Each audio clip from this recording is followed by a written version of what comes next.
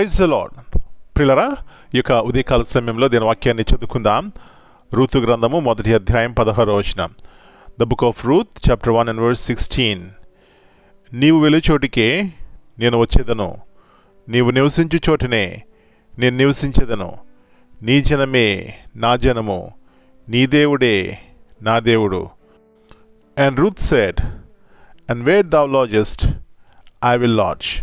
Thy people shall be my people, and thy God my God. ప్రియులారా, యేసు ప్రభువారి అతి శ్రేష్టమైన నామంలో మీ అందరికీ శుభమును తెలియజేస్తున్నాను. ఈ యొక్క నూతన ఉదయకాల సమయాన్ని బట్టి దేవదేవునికి కృతజ్ఞతాస్తులు చెల్లించుకుందాం.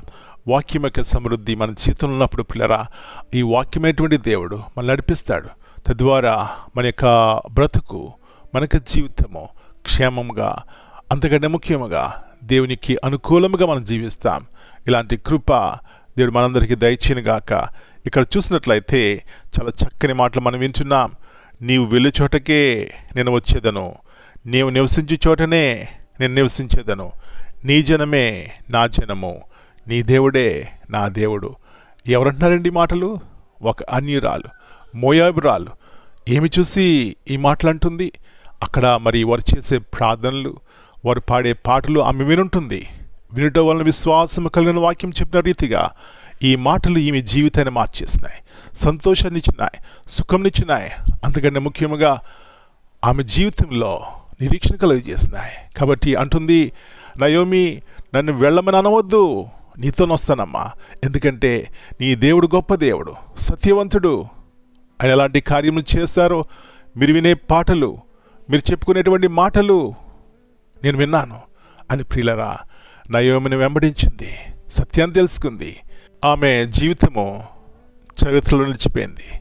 నా ప్రియ సహోదరి, ఈ ఉదయకాల సమయంలో ఆ యొక్క రుతుకున్నటువంటి కొంచెం విశ్వాసం అనుకున్న మన జీవితాలు కూడా మారావంటి జీవితాలు ఆయన మధురముగా మారుస్తాడు.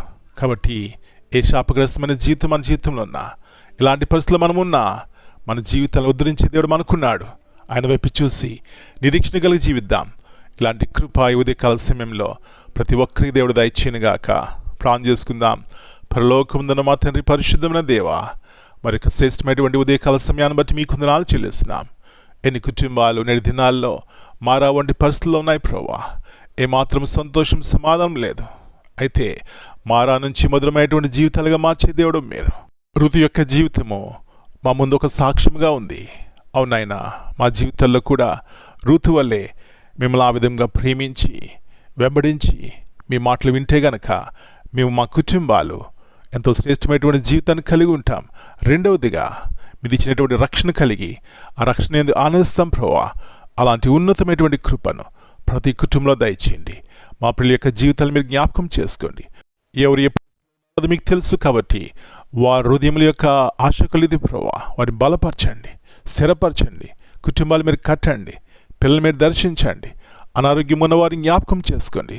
ఈ విధముగా ప్రతి కుటుంబంలో గొప్ప కృపను దయచేసి ప్రభువా శాంతి సమాధానంతో నింపమని మనం మీ చేతికి అప్పగించుకుంటూ మరొకసారి మీ యొక్క ఉన్నతమైన వాగ్దానములు పరిపూర్ణముగా మా జీవితంలో నెరవేర్చమని యేసు ప్రభువారి అతి శ్రేష్టమైన నామమును బట్టి ప్రార్థన చేస్తున్నాను తండ్రి.